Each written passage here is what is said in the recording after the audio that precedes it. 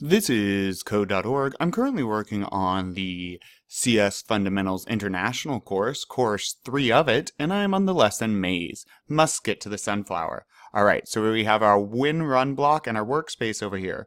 We've used 1 blocks, right, out of 9 total. So let's see what we can do. Here's the zombie. I'm going to try by just dropping in a move forward and hitting run.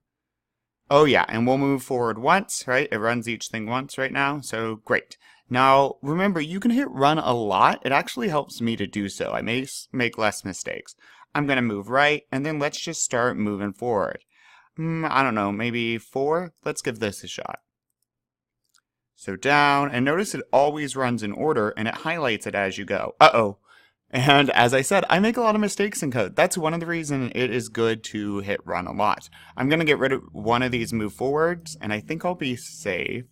After that, I'm going to try to turn left and move forward. Let's see where we get to. Sometimes I hit run after every block I drop. Oh, I think maybe one more move forward. And let's double check. Oh yeah, we have 9 out of 9 blocks. Good, we're within the limit. The limit's right here. And let's watch it run over here too. And oh, did we get it? Awesome. Onward.